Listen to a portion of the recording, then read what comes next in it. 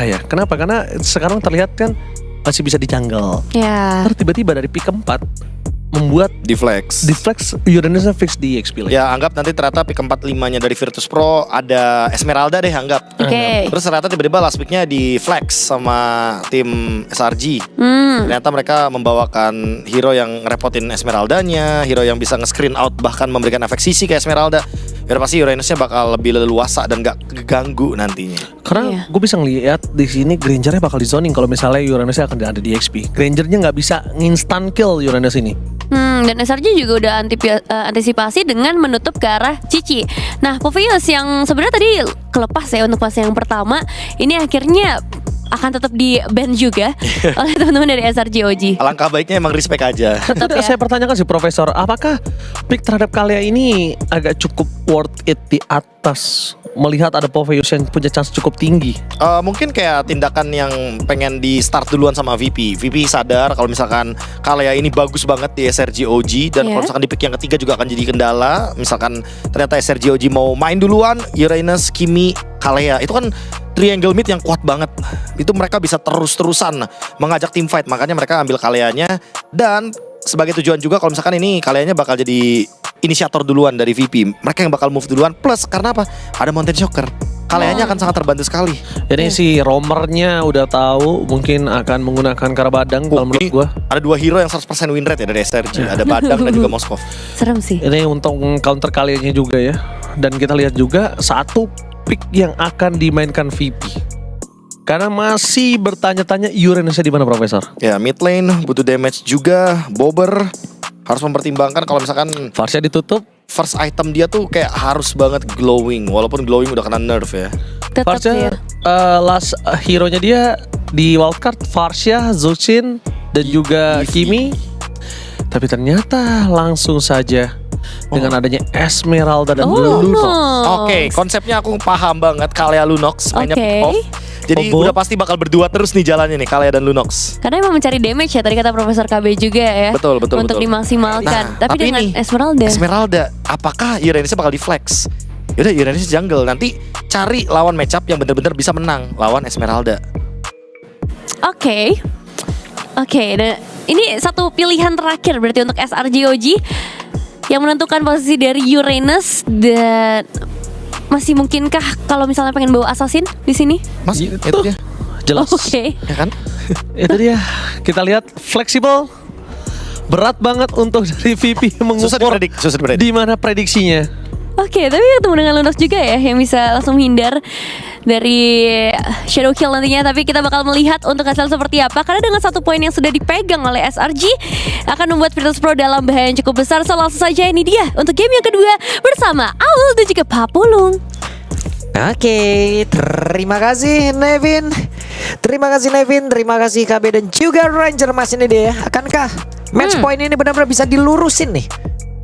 Dilurusin Jadi kemenangan. betul, ataukah akan dibelokin dulu nih? Iya. Karena kita udah ngelihat adanya 3 game juga kan di match sebelumnya. Dan kita akan lihat seperti apa bounce back yang bisa aja dilakukan oleh Virtus Pro nih ya. Karena kalau dilihat tadi kemenangan dari SRG juga yang nggak bener-bener clean juga kan. Iya, masih ada perlawanan banyak loh itu perlawanan. banyak banget, tapi ya mungkin kita akan melihat adanya perubahan juga dari segi riset yang sedang mereka lakukan. Tapi ini udah lumayan berbeda nih. Yisunshin versus Hayabusa. Oke, let's see akan seperti apa dan siapa yang akan memenangkan ini. Oh. What? Pagi-pagi kena first blood. Cakep. Inilah bad cut. Nah, boleh gak kayak gitu? Boleh.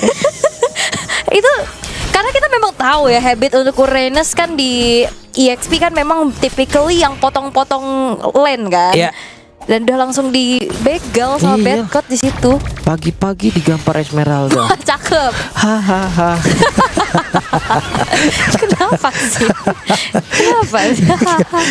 Enggak gitu ya. Ya baru kepikirannya itu doang. Tapi kalau ngelihat dari Krem yang akhirnya juga kena first blood, dan ini akan ngebuat dirinya nggak bakal semakin leluasa lagi untuk bisa memotong-motong wave kayak tadi kan. Ya. Agak sedikit ketahan harusnya, apalagi ini udah mulai ditabrak-tabrakin nih sama bad cut-nya juga.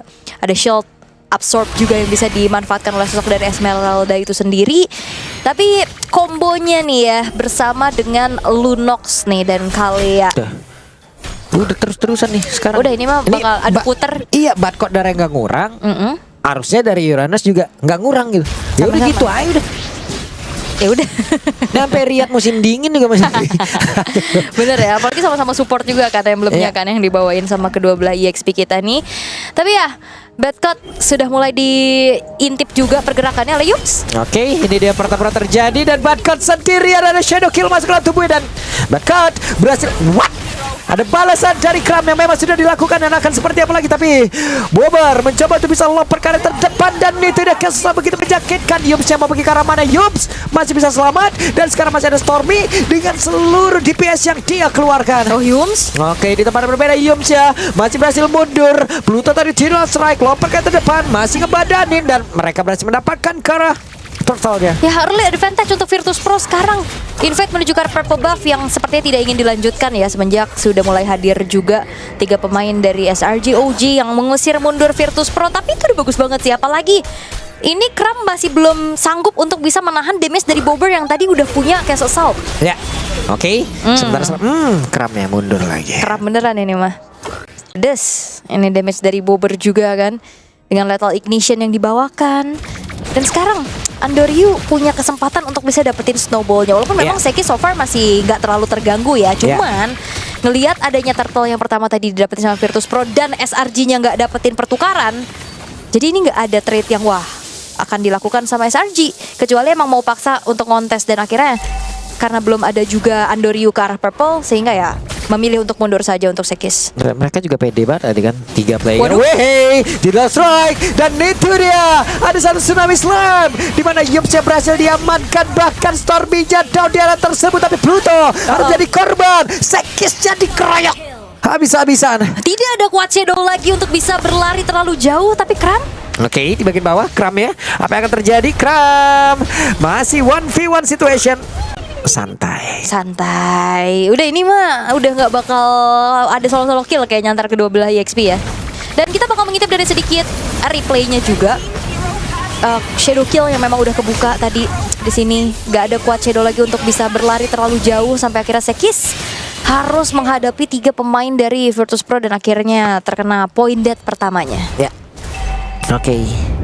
Balik lagi, cukup mereda lagi 5-2 sekarang poin kill dan perbedaan networknya udah di angka 2000 boleh-boleh. Iya, apakah kita akan mendapatkan full series Oke. di match ini?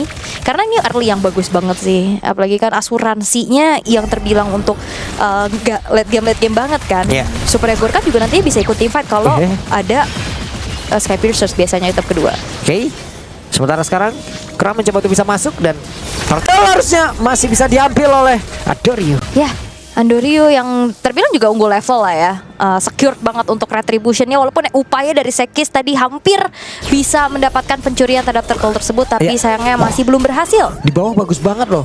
1v1 situation dan Moskopnya pulang. Ya karena memang kalah range juga diangkat. Yap, itu dia dibanting dan Yums down kali ini. Tapi pertempuran masih berlanjut di mana sekarang Pluto-nya langsung ada shadow kill masuk dalam tubuhnya dan Pluto kembali menjadi korban. Memang balik lagi ya, plus minus dengan adanya Kalea. Walaupun memang dia ada heal, ada pick off, tapi dia nggak setebal itu juga untuk bisa menahan damage terlalu lama, sehingga akhirnya ada punishment yang akhirnya bisa dilakukan oleh Sekis. Tapi bottom lane juga menjadi bayaran nih yang bisa didapetin sama Virtus Pro. Tadi yang seperti Pak Pulung bilang, Innocentnya juga harus terpaksa recall, kalah range tentunya, kalah juga dari sharing EXP yang dimiliki dan Kram. Itu dia, Kram kali ini flicker dia. Sementara mereka mencoba untuk bisa mendapatkan Kram dan satu terakhir didapatkan. Wah, di tempat yang berbeda Stormy menjadi 1 poin kill tambahan untuk mereka pula. Wah, bocor banget sih. Apalagi ini siapapun yang kena angkat dari Pluto itu dipastikan ada Bobber di belakangnya. Boleh-boleh nih VP kan? Iya. Memang di wildcard, di wildcard juga kelihatan banget dulu permainan bagus banget gitu. Waduh, orange buff-nya dicuri sih. Iya, nih Sekis mau balik kah? Itu masih ada 1 bayangan dan masih berani. Enggak Hingga sih. membuat dirinya pun menjadi korban. Bukan cuma orange buff yang diambil. Iya, ini pilihan yang kayaknya kurang bijak, mencoba untuk ngegacha dapetin orange buff. Malah ruginya double. Wah, tidak strike-nya tsunami Bagus slam-nya banget. satu persatu diabsenin. Iya, bahkan ya ngelihat Yums aja di depan. Dan sekarang Pluto udah punya tuh. Coba lihat. Enak banget. Makin cepat lagi fleeting time. Makin cepat lagi. Hati-hati nih, Tsunami Slam akan semakin lebih aktif nantinya. Dan masalahnya apa Pak Pulung? Bukan cuman lebih aktif, tapi follow up-nya selalu ada dan siap. Jadi siapapun yang kena angkat, Wah, Innocentnya disabet Waduh. dong, ini selesai. Disabet. Janganlah memiliki jarak yang cukup dekat dengan Isun Sin. Disabet. serem ya. Disabet, dipanah, disabet, Iya. dipanah. Gue kadang lebih memilih dipanah daripada disabet loh. Kenapa? Disabet sakit banget. Bener. Di mana juga sakit sih. Apalagi ngeliat sekarang gold difference-nya nih udah 1.600 sendiri nih di tangan jungle-nya aja.